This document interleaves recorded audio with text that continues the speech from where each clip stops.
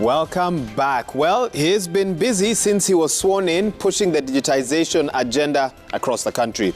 And part of that has included launching free public Wi-Fi hotspots in several counties. Joining us this evening is the ICT and Digital Economy CS Owalo.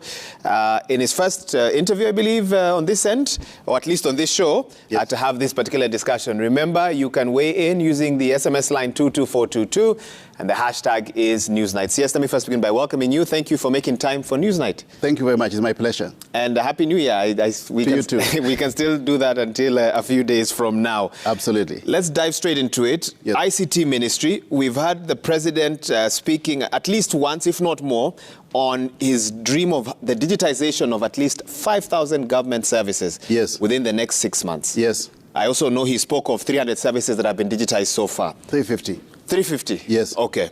What's the probability of hitting that 5,000 in 4,700 or 4,650 in such a short time, CS? Let's start there.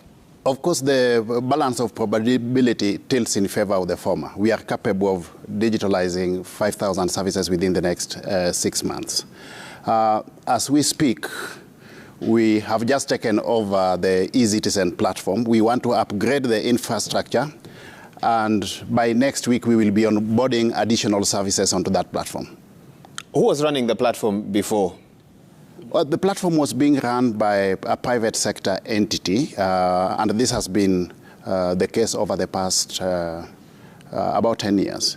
Yeah. You're leaving with so many questions now. What did it take to take it over? You know, No, we are better off when, you see, it is an integral component of our digital space, because we have got so many government services on board that architecture.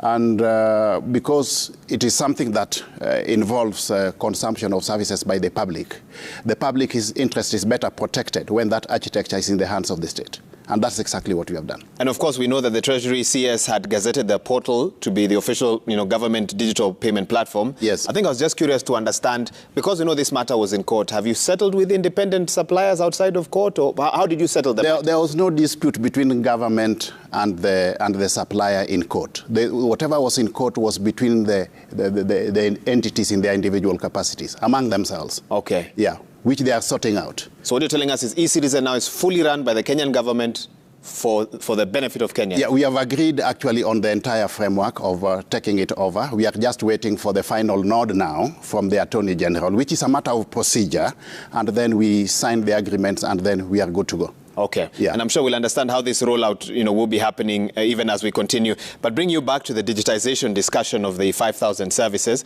Explain to us and break down to us how this digitization is happening. And does your ministry have the capacity internally to handle it, or do you engage external service providers to help digitize these services? Now, just to put us into the correct perspective, allow me to go back a little bit so that I'm able to espouse where we are coming from, because that will then inform where we are and where we intend to go. You realize that we have got a very, very ambitious development agenda, and of course it is a transformational development agenda anchored on the bottom-up economic model. Now, in that model, we have got the thematic areas of agriculture, we have got the thematic areas of small and medium enterprises, housing and settlement, the universal healthcare, and then the digital economy as a standalone thematic area on its own. Now, this was found imperative because ICT is not just an enabler, but also a critical success factor moving forward. Now, to enable us roll out our ICT agenda, we intend to, first of all, ensure that we have got adequate ICT infrastructure all over the country. And for a start, we want to roll out 100,000 kilometers of fiber optic cable. This will ensure that those areas or parts of the country which hitherto had not been ICT enabled will get enabled by adequate ICT infrastructure. Because first of all, that's the starting point. We must have infrastructure in place, the ICT infrastructure. Now, once we have that infrastructure or fiber optic cable in place, we want to move to the next level of looking at the cost of data. the cost of data has to go down because we have to sort out the issues of affordability. One of the concerns of the general public has been that the cost of data is very high. As government, what we have done is to move a step further, not just by lowering the cost of data, but we are actually offering free Wi-Fi to members of the public in integral sectors of the Kenyan economy. Okay. We have and some of the things you've touched, I'm actually coming to, but I just want to interrupt you to allow clarity on the nitty-gritties, because you're painting for us the vision of your ministry. Yes. But what I want to understand is the implementation of the digitization of the 5,000 services. How does it happen? What happens is that once we have the infrastructure in place, we get into working arrangements with service providers to help us onboard the services. So it's not a possibility to do it internally, just from a manpower perspective? No. What we can do, you see, there are two components here. You start by digitizing government records. Once you digitize government records, then you digitalize the government services. We have got adequate capacity based on the infrastructure that we have to digitize all government records, because everything has to be on ICT-enabled platform. That's correct. With the records fully digitized, then you move to the next level of digitalizing the services. We don't really need to do this entirely as capable, because it is not really our core business as a Ministry of ICT to roll out the digitization. Our core business is to ensure that there's an enabling framework, policy, regulatory framework that would ensure that, one, the interests of the public are protected, two, minimum standards are observed across all facets of the Kenyan economy when this digitalization process is being undertaken. But we will outsource the actual digitization process by engaging service providers. And it doesn't have to be one service provider. They can be different service providers. But the platform, the integral architecture platform itself will be in the hands of the government. But they'll help us to onboard the services. So on the back of that, how do you then ensure that, on one hand, citizens get value and quality in the rollout of the digitized services, but the government's expenditure budget does not balloon, which is a concern, because it will be an ambitious project to hit those targets? Yes.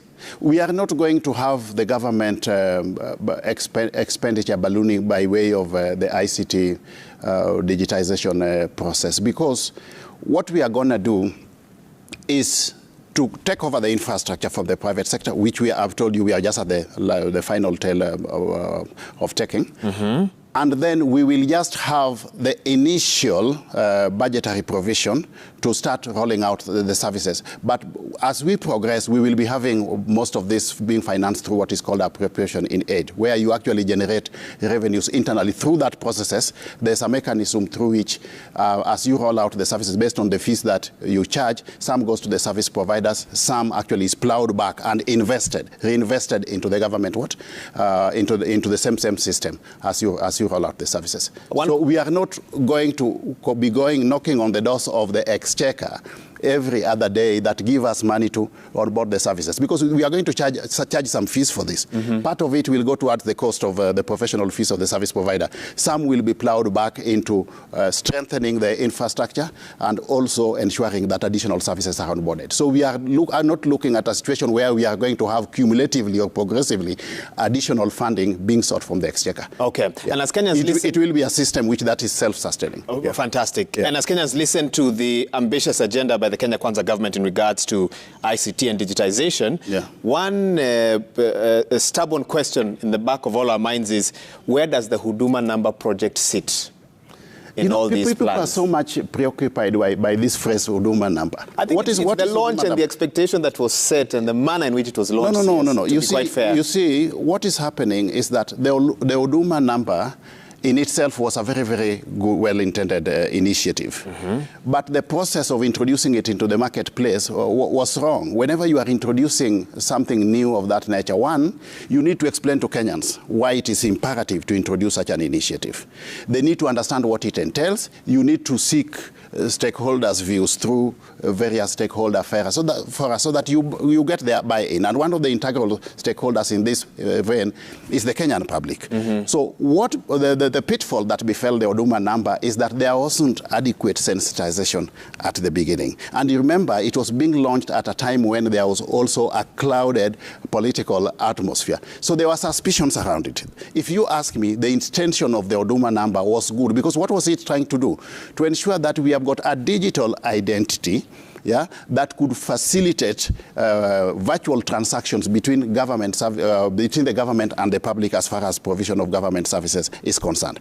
It is the same thing that we are going to do as we roll out this government digitization processes, because it is still imperative that we don't need as Kenyans to go to government offices flashing the physical identity card. Plethora of cards, depending on what service all we need is a single digital identity that would ensure that, leveraging on that ICT platform, the government can identify whom it is transacting business with, and Kenyans can transact business with government from the comfort of wherever they are. So is the Huduma number priority in your plan, or is it not? I don't want to call it Huduma number. I think let's look at it from a conceptual perspective.